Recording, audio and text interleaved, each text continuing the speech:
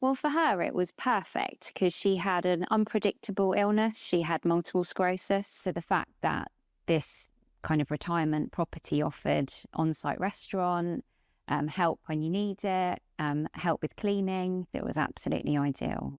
When Charlotte's mother, Carol, moved into her retirement flat, it seemed the obvious decision. But after her death, Charlotte was faced not just with the grief of losing her mother, but with an ever-growing debt in her absence.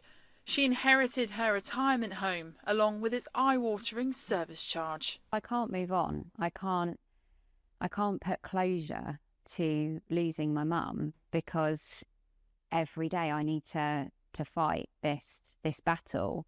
Carol died in May last year, but Charlotte says she hasn't been able to sell the property due to the amount of new retirement homes being built and buyers being put off by the rising ground rents. Charlotte has accrued £10,000 just in service charges.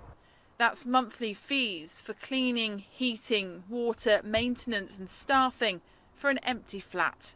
The HomeOwners Alliance is calling on the government to reform the sector and force retirement home companies to become more transparent. The big one is, or unexpected costs, is deferment fees or exit fees. So you'll have to pay a percentage when you actually sell the property. But there's also things like service charges, which can go uncapped, and that can be a bit of a shock when you go to sell and you're still having to pay them. There needs to be more reform. There needs to be regulation. In particular, when you sell the properties, the housing providers needs to take responsibility for it. At this solicitor's in Northampton, they say families should first liaise with the retirement home company to see what can be done. They might agree to defer some or all of the payments that are due to them until the property is actually sold. You might want to consider moving into the property yourself, but just bear in mind that a lot of these leases will have restrictions on them that prevents anybody under the age of 55 from living there. The Retirement Housing Group, which represents the retirement home sector, told ITV News the service charge increase reflects inflation and their members support full transparency with customers and their families. They said these costs remain payable throughout the time someone owns the property, as is the case with all types of housing where a service charge applies. The government say they're working to make changes in how retirement housing operates, with a bill aimed at reforming home ownership rights during Parliament later this year. Back in the 80s.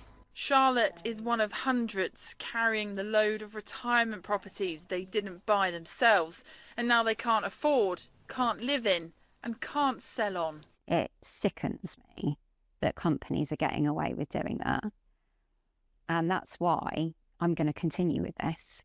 I'm going to continue hearing other people's stories and putting a stop to this awful thing that's going on right in front of our faces. Chloe Oliver, ITV News.